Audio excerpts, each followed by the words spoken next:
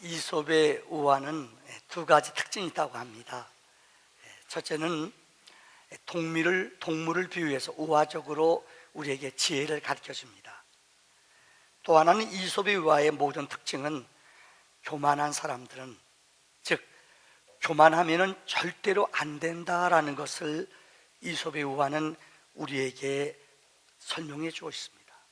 그래서 이솝의 우화 가운데 모기와 황소라는 우화가 있습니다. 여러분 모기 아시죠? 아마 군생활 하는 분들은 전방에서 모기 때문에 정말 고생합니다. 어느 데 너무 모기가 물려 더운 날씨에 모포 뒤집었어도 여러분 아세요? 모포를 뚫고 들어와서 여기 탁 쏘고 가요. 모기가 무서워요. 하여튼 전방에서 너무너무, 아마 군인들은 무슨 말인지 군생활 해보시면 모기가 보통 우리에게 고통 주는 게 아니에요. 모기가 자기가 세상에서 최고인 것처럼 자랑하고 다녀요. 사람들이 전전긍긍하잖아요. 모기 나타나면 막 피하고 숨고 모기장 안에 들어가고. 근데 모기는 또 모기장까지 어느 때는 들어와요. 살짝 열면 기회를 포착해서 들어와서 잠자는 사람 너무 괴롭혀요. 그러니까 모기가 자기가 최고인 줄 알고 으쓱으쓱 대는 거예요. 그래서 이번에는 황소가 잠을 자는데 황소 곁에 가서 황소를 탁, 아무리 쏴도 황소가 끄떡을 안 해요. 또 팍 쏴도 기분 되게 나빠요. 열받아서요 황소가 깰 때까지 기다렸대요. 황소가 깨나니까 고생했지? 그러니까 황소가 왜? 피곤하지 않았니? 힘들지 않았니? 왜? 모기가 열받았어요. 다른 사람들은 다 무서워하고 두려워하는데 너는 하나도 안 무섭니? 그러니까 안 그래? 그리고요 이 황소가 꼬리를 탁 한번 쳤더니요 모기가 맞아서 뇌진탕으로 죽었대요. 무슨 얘기예요? 세상에 교만하면 죽어요. 오늘 느부갓네살, 오늘 특별히 읽어드린, 우리가 전체 본문 다 안 읽었습니다마는 다니엘서 5장에 보면은 느부갓네살 왕 아들 벨사살이라는 왕이 있었습니다. 이 사람은 아버지가 못하는 일을 교만하게 행해요. 아버지는 이스라엘을 멸망시키고 하나님 성전에 있는 기구들을 모두 다 금으로 댔잖아요. 이 금덩어리를, 금으로 된 송구를 다 자기네 나라로 갖고 왔어요. 이걸 창고에 보관했어요. 근데 그 아들 벨사살은 이 바벨론 나라의 마지막 왕이에요. 얼마나 교만하고 어리석은가 하면은 잔치를, 1000명의 귀인들을 초청해서 잔치를 베풀고 술잔을 하나님의 성전의 기구들을 갖다가 술을 따라서 백성들로 하여금 위하여 잔치를 베풀었다는 거예요. 사람들이 영 속에 빠져서 즐거워합니다. 신나합니다. 그런데 이렇게 신날 때에 하나님의 능력이 나타나요. 어떻게 해요? 성전 벽에 어느 손이 나타나 글씨를 쓰는 거예요. 뭐라고 쓰는가 봤더니 메네 데겔 우바르신, 한마디로 표현하자면은 당신은 하나님의 저울에 달아서 모자라는 사람입니다. 하나님이 버린 사람입니다. 이 글씨가 그곳에 쓰여졌어요. 근데 어느 누구도 이 글씨를 풀 수 있는 사람이 없어요. 근데 벨사살의 할머니 태우, 그분이 와서 다니엘이라는 사람이 지혜로운 사람인데 그 사람 데려와봐라. 그래서 이 사람이 와서 오늘 본문의 글을 풀었다는 내용이 오늘 본문에 맞습니다. 여러분, 오늘 본문에 보면 얼마나 벨사살이 교만했는가 성경은 3가지로 얘기하고 있어요. 첫째는 그는 하나님을 모독했습니다. 하나님의 성전 기구들, 하나님의 성물을 갖다가 술잔, 세상적인 세속적인 것 가지고 함부로 썼어요. 여러분 오해하지 마세요. 제가 이전에 군목 시절에 우리 이하부대에서 진짜 있었던 일이에요. 어느 대대장님이 교회 와서 사용하는 건 괜찮아요. 근데 우리 목사님이 안 된다. 교회당은 왜요? 전방 같은 데 가면 예배 장소가 없거든. 사실은요 전방 같은 데 회의 장소가 없거든요. 그러니까 예배당을 쓰자는 거예요. 그래서 회의할 땐 썼어요. 그러니까 이분이 또 연말에 회식하는데 교회에서 좀 쓰자고. 그래서 목사님, 회식하는 건 교회에서 안 됩니다. 왜요? 추운 날 난로도 있고 히타되고 좋은 장소는 사실 이렇게 모이는 공동체가 식당 같은 데 시끄럽거든요. 그래서 이분이 목사님 안 된다고 그러는데 임의대로 의자 탁 바깥에 내놓고요, 거기서 연말 회식했어요. 위하여, 위하여. 여러분, 놀라운 일이죠. 근데 정확히 딱 보름 만에, 죄송합니다, 부대에 대형 사고가 나서 보직 자르고, 죄송해요, 옷 벗었어요. 모든 사람들은 우연이라고 말해요. 저는 그렇게 보지 않아요. 하나님의 거룩한 성물을, 하나님의 거룩한 것들을 함부로 여기며 지 임의대로 하는 사람들이 있어요. 오늘 벨사살이 그래요. 하나님의 성전의 기구를 갖다가 술잔 따르고 위하여, 위하여 영을 베풀고 즐겼다는 거예요. 하나님은 그 하나님을 모독하는 사람을 가만 놔두지 않습니다. 두 번째, 오늘 본문에 벨사살이 범한 교만이 있습니다. 금, 은, 동, 나무, 진흙, 이걸 가지고서 이 자기네 신의 형상을 만들고 사람들로 하여금 다 찬양하게 했어요. 자기만 찬양한 게 아니라 모두가 다 찬양하게 했어요. 성경은 하나님의 어떤 모양이라도, 전능하신 하나님의 모양을 흉내내거나 만들어 거기다 절하는 거 하나님이 싫어하세요. 하나님은 우상과 신상을 찬양하는 벨사살을 하나님은 책망하셨어요. 마지막 세 번째로, 이 사람이 범한 오늘 본문에 어리석은 죄가 있어요. 그게 뭐냐? 백성들로 하여금, 오늘 본문에 우리가 안 읽은 부분입니다만, 영을 베풀고, 우리말로 말하면 음란하고 죄짓고 술 취하고 댄스 치면서 음란의 도간에 빠진 거예요. 근데 여러분, 성경에 보세요. 바깥에 이들이 성 안에서 술을 즐기며 회식하며 기뻐하는 그 순간, 문 바깥에는 누가 있었느냐? 메대와 파사의 군인들이 그들을 진치고 있었어요. 우리 역사 속에 부끄러운 얘기입니다. 1950년 6월 25일 날, 북한은 아세요? 우리는 정보망이 전혀 없었어요. 북한은 주력 부대를 벌써 몇 개월 전부터 38선 안에 70%의 주력 부대를, 탱크 부대를 전부 다 전방 배치했어요. 근데 우린 몰랐어요. 6월 25일 날 새벽 4시 15분에 그들이 38선을 공격했어요. 근데 그날 저녁, 6월 24일 날 저녁이 토요일이었어요. 25일이 주일이에요. 그날 저녁 육군 참모부, 다시 참모총장과 육군본부의 수뇌부들이 그곳에 모여 클럽하우스를 처음으로 오픈해서 회식하느라고 새벽 2시에 다 자기 집에 돌아갔어요. 아무리 연락하고 싶어도 작전을 해야 될 텐데 수뇌부의 지도자들이 전화를 받지 않아요. 그래서 몇 시간 딜레이가 돼요. 초전의 작전이 실패했어요. 계속 밀리기 시작했어요. 오늘 본문의 내용이 그런 내용이에요. 메대와 파사, 페르시아 군대가 그들 진 앞에 쳐들어와서 그들을 공격하기 직전이에요.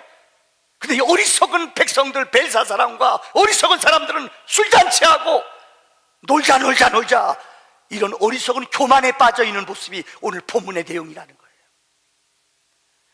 오늘 하나님은 그들에게 메네 데게 루바르신, 저는 이 세 단어를 가지고 오늘 말씀을 풀려고 합니다. 주제, 메네라는 말은 계산되었다는 뜻입니다. 한번 따라합시다. 메네, 뜻이 뭐예요? 이미 계산되었다. 여러분, 여기 기록되어 있는 메네라는 말은 메나라는 동사에서 나왔어요. 메나라는 동사에서 메네로 바뀌었는데, 이거는 수동분사형이에요. 이 수동분사형이 무엇이냐? 계산이 이미 되어져, 심판을 이미 받기로 결정했다는 거예요. 이 말씀을 C.S. 루이스는 이렇게 풀었습니다. 그분이 쓴 책 가운데 천국과 지옥의 이혼이라는 C.S. 루이스의 책이 있습니다. 거기 보면 C.S. 루이스가 천국과 지옥을 자기가 이 머릿속에 상상한 것들을 그대로 썼어요. 옥스퍼드 대학 출신 영국의 가장 지성인이었던 그는 나중에 예수 믿고, 그는 복음의 놀라운 진수를 발견하고 책을 많이 썼어요. 그 가운데 하나가 천국과 지옥의 이혼이라는 책이 있습니다. 그 내용을 보면은 지옥을 가봤더니 지옥이 성경대로 계시록에 나오잖아요. 너무너무 뜨겁더래요. 뜨거워도 너무너무 괴로움과 고통, 나오지 못하고 벌벌 떨고 있더래요. 뜨거워서 견디지 못해요. 거긴 또 어둠이 있더래요. 더 무서운 것은 사람들이 자기가 뜨거운 데서 타 죽어가면서, 고통당하면서 다른 사람 타 죽어가는 거 보고 웃고 서로 손가락질한대요. 이게 지옥이래요. 내가 뜨거워서 죽어가면서도요, 아이고 뜨거, 아이고 뜨거 그러면서도요, 옆에 쓰는 죽어가다 아이고 재밌어 재밌어, 너 뜨겁지 뜨겁지, 그런 데가 지옥이래요. 이해되세요? 그런데 너무 사람들이 고통당하니까는 하나님이 그들을 불쌍히 여겨서 천국 셔틀버스를 그들에게 보내주신대요. 일주일에 한 번씩. 근데 사람들이 그 천국 셔틀버스를 타려고, 순환버스 타려고 뛰쳐나오대요. 그런데 정작 한 사람도 안 탄대요.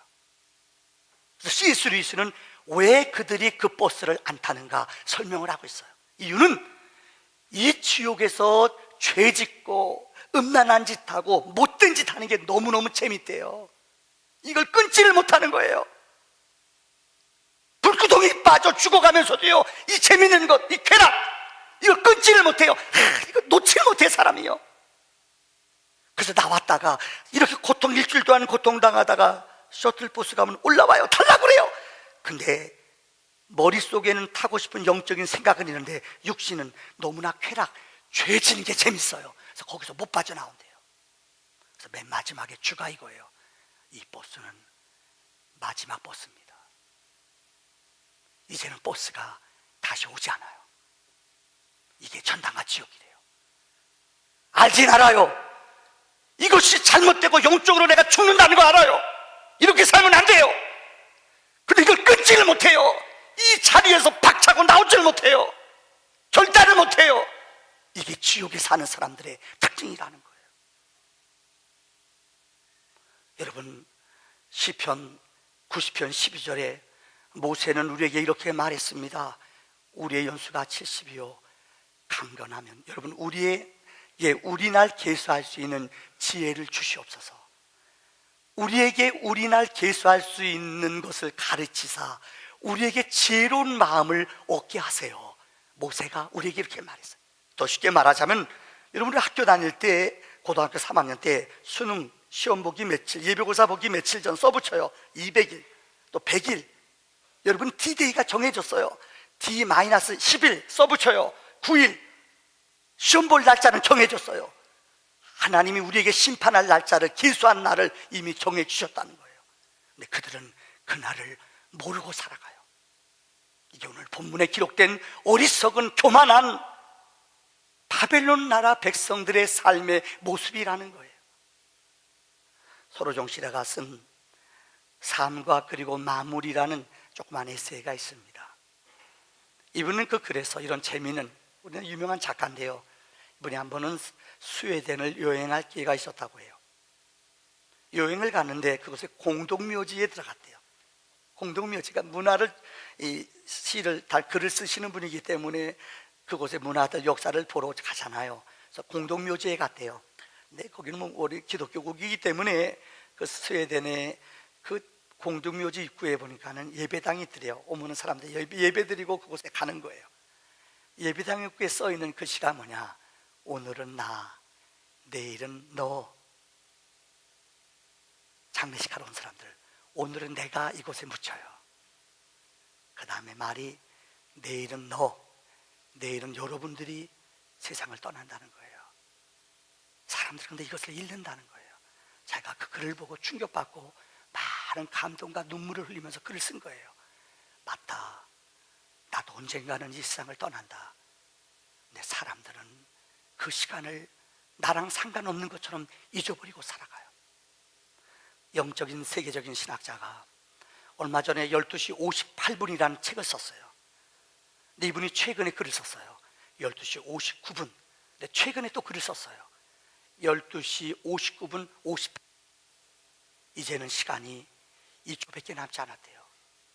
근데 사람들은 영원한 하나님의 마지막 심판의 시간을 잊어버리며 살아가는 것, 하나님이 내어 버려두사 하나님의 계산된 시간을 인생들은 알지 못하며 영원히 사는 것처럼 내가 주인처럼 살아가는 게 어리석은 인간이라는 거예요. 두 번째, 대결이라는 말은 기준에 미달한다. 더 쉽게 표현하자면 저울에 달아서 함량 미달인 사람, 이것을 대결이라고 그래요. 이전에 여러분 웰빙 때문에 비타민C가 아주 인기예요. 음료수도 나왔잖아요. 이름 되지 않아도 알 거예요. 어느 유명 회사에서 비타민C 여기에 함량된 음료수로 돼서 있는 거 먹어라. 그래서 나왔어요. 잘 팔리잖아요. 바깥에서도 이길 정도로 이름 되면 알 거예요. 그런데 식약청에서 몇 년 전에 거기 써있기를 함량이 비타민C가 97%라고 돼 있대요. 그래서 한번 조사해 봤더니 깜짝 놀랄, 무슨 97%예요 20%밖에 함량이 안 돼 있더래요.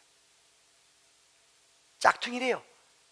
왜 그러나 그랬더니 비타민C를 많이 넣으려면 이 돈 단가가 올라간대요. 그래서 20%밖에 안 넣고 거기다 광고에는 97%라고 뻥을 친 거예요. 그래서 걸렸어요. 이거는 함량 미달이에요.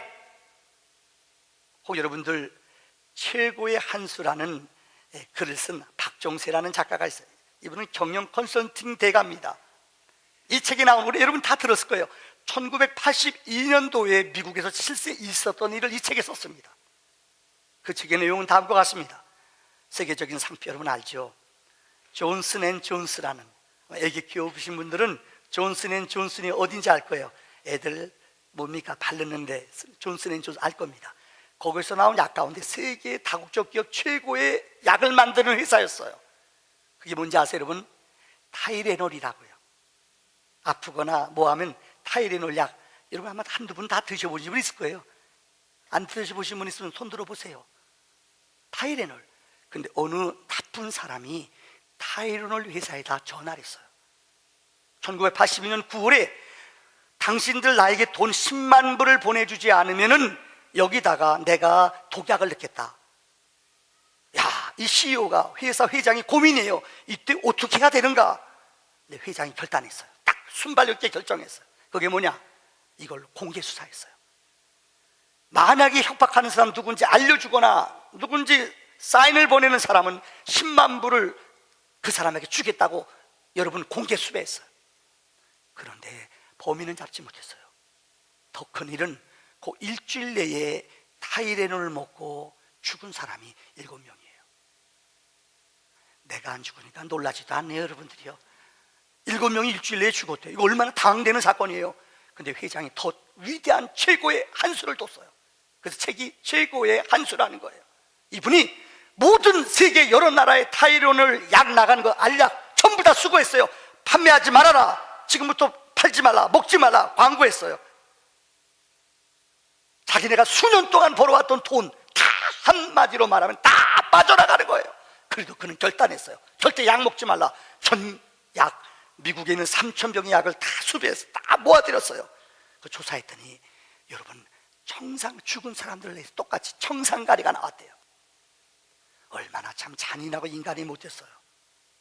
7명만 죽었지 다른 곳은 발견되지 못해요. 근데 그 많은 약들을 다 폐기 처분했대요.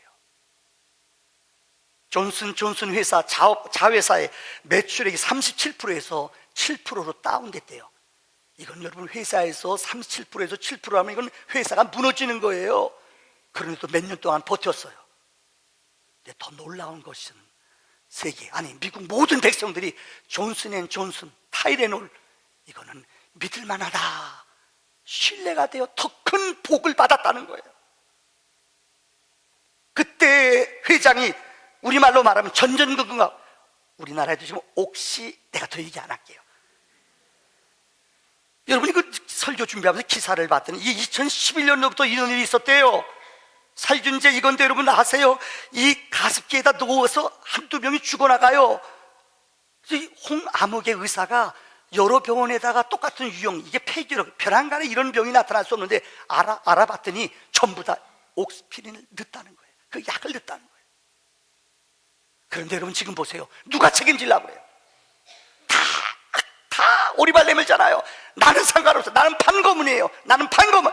이건 판거나 만든 사람이나 똑같이 죄송합니다. 책임지는 사람이 없다는 거예요. 여러분 왜 이 타이레놀이 세계적인 상표가 되었고 세계적인 가치를 주는 줄 알아요? 그들은 책임지고 그 몇 년 동안 버는 수입을 다 우리말로 말하면 날려버렸어요. 그런데 백성들에게, 사람들에게 신뢰를 주었고 이 회사는 믿을만하다 이런 생각을 줬다는 거예요. 저는 이 본문을 준비하면서 신자 가운데도 함량 미달인 신자가 있어요. 아니, 목사 가운데서도 죄송합니다, 목사가 함량 미달인 목사가 있어요. 여러분의 함량, 하나님의 저울을 달아보면은 여러분의 함량은 어떻습니까? 하나님이 저에게 여러 양들을 맡기셨어요. 일주일 동안 세상에 지치고 정말 고생하고 땀 흘리고 왔어요. 여러분, 일주일에 한 번, 대부분의 사람 절반 이상은 주일날 한 번 낮 예배만 들어요. 이 예배 시간에 영적으로 여러분이 은혜 받지 못하고 영적으로 깨어있지 않고 여러분이 영적으로 정말로 하나님의 은혜를 공급받지 않는다면 이 험한 세상, 어둠의 영들, 마귀와 싸워 이길 수가 없어요. 맡긴 양떼들에게 어떻게 하든지 주일날 알아서 영적인 힘을 얻고 함량을 다시 채우고 영양분을 공급받아 세상과 맞짱 떠서 이기는 능력이 이 시간 공급돼야 될 줄 믿습니다. 여러분은 어떠세요? 세상에 나가 살면서 예수 믿는 신자예요. 여러분은 성도예요. 행여나 여러분이 말하는 것 때문에, 여러분이 행동하는 것 때문에 여러분의 자녀가, 여러분의 아내가, 여러분 이웃이 행여나 상처받고 시험 들진 않아요. 학교 다닐 때 저랑 친한 친구가 있어요. 이분은 중대에서 교수하고 있어요. 의사예요. 우리 학교 다닐 때 초등학교 때 우리 같은 짝이었어요. 제가 지금도 안 잊혀져요. 아마 걔가 인턴 3학년 뛰었을 거예요. 1월달 되면 누구나 다 방학하고 쉬잖아요. 그 친구들이 놀러 갔어요. 난 깜짝 놀랐어요. 야, 그 추운 날 시험 떨어졌대요. 그래 뭐 하느냐? 뼈를, 영어로 된 뼈 한 300개 넘는 걸 외우는데, 와, 한국말로 300개 어떻게 외워요? 근데 영어로 그걸 원서를 외우는데 어디 가자, 놀러 가자. 안 간대요. 왜요? 시험 떨어졌대요. 그때 나 충격받았어요. 야, 세상에 사람의 육신을 치료하는 사람도 저렇게 대가를 지불하고 뼈 외우느라고 그렇게 고생하는데, 그러니까 여러분 아세요? 젊은 시간 정말 자기 사생활, 자기 시간 거의 못 가져요. 육신을 구하기 위해서도 그렇게 대가를 지불하고 수고하는데, 여러분, 영혼을 책임진 우리들은 과연 얼마나 그런 대가를 지불하는가? 함량에 미달되지 않아야 됩니다. 혹 여러분들 칸트라는 분이 있어요. 18세기의 독일의 위대한 신학자. 이분은 철학자예요. 이분이 원래 믿음이 훌륭했더라고요. 학교 다닐 때 이런 얘기 한두 번 들어보셨을 거예요. 그때는 시계, 18세기에 여러분 시계가 별로 있었겠어요? 근데 칸트는 아침에 딱 나가는 시간 되면 8시다, 정확하대요. 산바로 딱 출발할 때 곧 지나가면 6시다, 저녁 6시. 이 칸트가 걸어가는 발걸음 시간 정확했대요. 근데 칸트가 그게 그래, 내가 이런 훌륭한 습관을 어떻게 갖게 되었는가, 그는 정직했대요. 자기 아버지에게 영향을 받았대요. 그래서 그 아버지 얘기를 책에 썼어요. 한 번은 아버지가 장사하러 갔다가, 먼 곳에 장사하러 갔다가 돌아오는데 강도를 만났어요. 그래서 아버지가 장사한 물건, 있던 것 주머니 다 털렸어요. 강도한테 다 뺏겼어요. 강도가 그랬대요. 더 없냐? 없는데요. 그럼 가. 목숨만 살려준다. 그래서 살아났대요. 칸트가, 아버지가. 근데 칸트 아버지가 한참 지나가다가 한 5분 정도 지나가다 보니까 어머나, 주머니에서요, 이쪽 뒷주머니에 금 하나가 있더래요. 그래서 아버지가 뒤돌아서 강도한테 갔대요. 왜 갔을까요? 죄송합니다, 아까 내가 거짓말했어요. 여기 금이 있습니다. 강도한테 냈대요. 그 강도가요, 감동을 받았대요. 그래서 그랬대요. 기도해 주세요. 그리고 강도가요, 훔쳤던 물건을 그대로 다시 돌려줬대요. 우준 얘기 같죠? 오늘날 기독교인들에게 좀 이런 거룩성이 필요해요. 너무나 요령 있고 너무나 약삭 빠르게 살아가는 인생이 아니라, 세상 사람들은 우리에게 그래요. 어떻게 예수 믿는 것을 거룩한 왕따예요. 진짜 예수를 잘 믿고 믿음 안에 살아간다는 게 손가락질 받아요. 너만 그렇게 믿냐? 아무개는 그렇지 않는데, 너보다 믿은 직분 있는 사람도 그렇게 안 사는데, 이런 도전 받아요. 어떤 데는 우리는 거룩한 왕따로 살아가요. 세금도 제대로 내야 돼요. 할 수만 있으면 손해보더라도 거짓말하면 안 돼요. 어려워요, 이렇게 산다는 게. 그러나 이렇게 진실하게 살아갈 때에 하나님의 우리의 영혼을 능력으로 은혜로 동행해 주실 줄을 믿습니다. 마지막 결론입니다. 우바르신이라는 말은 두 가지 단어가 합성이에요. 우라는 말은 접속사예요. 그리고 바르신, 이 말은 나뉘어져 부서졌다는 거예요. 나뉘어진다는 거예요. 사랑하는 성도님들, 우리 인생은 하나님 앞에 살아가는 육신의 모든 것들, 장막, 여러분이 소유했던 어느 것 다 나뉘어지고 날아가 버리면 바르신, 없어져 버리는 거예요. 우리 인생 가운데 여러분이 잡았던 것, 어떤 것, 여러분이 그렇게 의지했던 어떤 것, 그것이 여러분을 영원히 지켜줍니까? 그것이 여러분을 영원히 보호해 줍니까? 보호해 주지 못해요. 저는 오늘 결론을 이 말씀으로 지으려고 해요. 히브리서 9장 27절에 성경은 한 번 사는 것, 죽는 것은 사람에게 정해진 것이요, 그 외에는 심판이 있다고 그랬어요. 우리 이범 장로님께서요, 저한테 금요일날 우리 어른들 격려잔치 가는데 문자를 보내주셨어요. 제가 평소에 알고 있는 얘기지만은 한 16가지인가 일본과 우리나라 사람과 다른 비유 장로님이 보내주셨어요. 근데 설교 준비하다 마지막을 어느 걸로 결론 맺을까? 참 너무 좋더라고요. 몇 가지만 소개할게요. 여러분, 일본을 여행하신 분은 알 거예요. 일본은 깨끗해요. 거짓말을 잘 안 해요. 오늘 이베베 때 일본에서 오랫동안 직장 때문에 일본에서 살았다 오신 집사님이세요. 제가 하나하나 물어봤어요. 자기가 일본에서 3년 동안 살았는데 맞대요. 정확하대요. 일본 사람들은 거짓말 안 한대요. 물건이 떨어져도 그냥 두고 간대요. 누구도 안 가져간대요. 이게 국민성이래요. 또 하나, 소식한대요. 일본 여행하면 처음 간 사람들은 당황해요. 왜요? 실컷 가도 목욕하고 그냥 배고픈데, 그죠? 실컷 나오는 게 스시 5개, 그죠? 닭강 3개, 김 3장. 죽어요. 우리 같은 경우는 정말 소식해요, 일본 사람들이요. 더 놀라운 게 일본 가면은 차들이 거의가 중형차예요. 대형차가 거의 없어요. 유럽 가보세요. 유럽 여행해 보면은 그 부자 나라들 4만 불, 5만 불 되는 나라 정신 차려요. 큰 집, 다시 말해 큰 차가 없어요. 거의 다 절반 이상은 중형차예요. 이게 국민성이에요.